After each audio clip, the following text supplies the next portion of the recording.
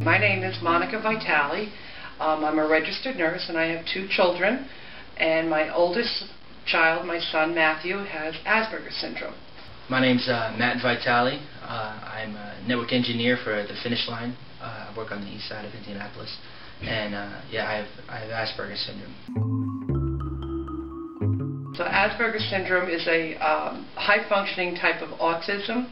You have different levels on the spectrum of autism, the high and the low, and Asperger is on the low end of the spectrum, so it's the mildest form of autism. Asperger people, from what I understand, are very passionate about a certain topic or a certain subject in their life.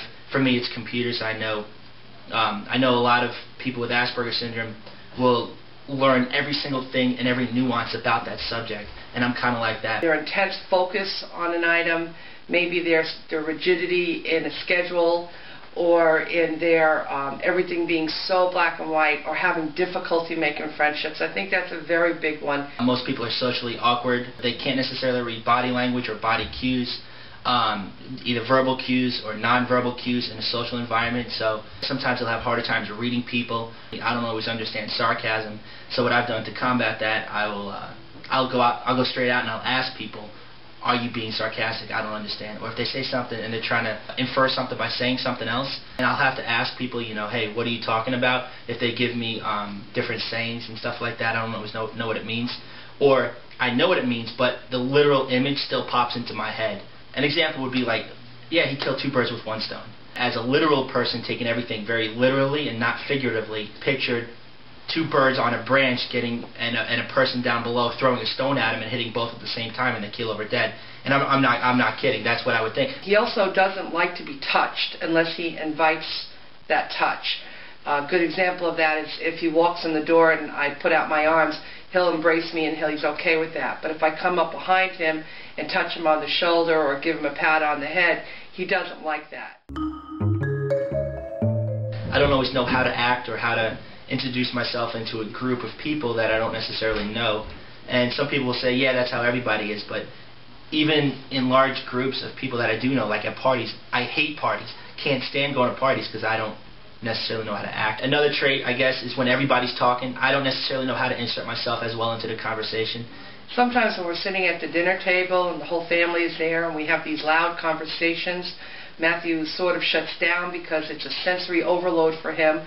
The louder things get, the more he'll retreat into himself. Because everyone's trying to talk, and I feel like even if I say stuff, nobody listens because they're all thinking of what they want to say next, so I don't even bother. What's social life?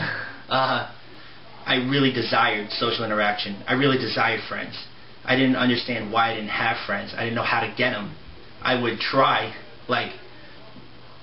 really hard to get friends and understand what I was doing, but I couldn't quite figure it out. Matthew was bullied a lot through school. I can remember being picked on from kindergarten, and I could probably name every bully from kindergarten up and through the first half of the first semester of my junior year of high school. The social issues that happened in middle school and high school were really magnified by his Asperger's, unable to relate to other kids. I used to think to myself, if I'm being picked on in every grade in every state that I go to, why am I getting picked on? Why are they all saying the same things to me and targeting me and acting the same way? The common denominator has to be me. So somewhere along the lines, I need to figure out what's wrong with me, and I just don't understand. I felt like I acted stupid, and I had a lot of Asperger moments, and I had a lot of points where I would go into a social situation trying to do something, but I would completely look like a fool. And I look back on it now, and I'm like, wow, why did I ever do that? I was so stupid. But this is me like 5 or 10 years later realizing back then I was Asperger's without knowing I was Asperger's. I was diagnosed in my sophomore year of high school. I was 15, I think. I actually had depression as well. During lunch, I used to not want to eat lunch around other people so bad because I felt so alone and I didn't know how to interact with people. I would actually go all the way down the hallway in high school, and I would sit in a corner, and I had like a little Palm Pilot I would keep a journal on, like a diary. Well, one day I was sitting in the nurse's office. She saw me upset, pulled me into the room, got me to a school counselor. We started seeing behaviors of depression at home, the crying, the staying up in his room, and we were getting concerned about it. And then we got a phone call from the school saying he had an outburst in the guidance office. She called my parents. They got me to a therapist, like a psychiatrist.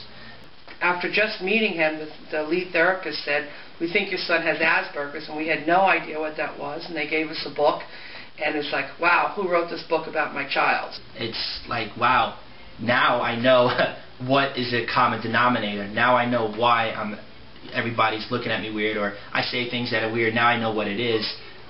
Now what's the next step is how do I go about figuring out how to act more like someone without it. I don't feel having a label is a problem. I know some people don't like being called, having labels or anything like that. I don't mind it. I think the label of Asperger's is a good thing because now we knew what it was. If somebody hadn't labeled me with Asperger Syndrome, I wouldn't necessarily know what the next step would be. So once we knew what Asperger was, then we were able to teach him how to start to interact. Changing Asperger behavior, it takes time and it takes practice. For example, I would walk around school with my head down and I wouldn't look at people because I didn't like looking into other people's eyes. So one day I had a challenge from my therapist, and she said, all I want you to do is just walk around school and make eye contact with people, and once a day for the week, make an eye contact with people and just smile at them and see what they do, and we're going to go from there. And we just took baby steps. When you practice it, it becomes more natural, and then I just don't think about it, such as the eye contact and not staring at people's shoes all the time. Now, I mean, I look at people a lot better, and I think I got better at that. He's much better. He's able to talk to people, and he can look them in the eye, and he has good discussions, and he'll come right out and say, I don't understand that. And that helped him then learn how to relate to people.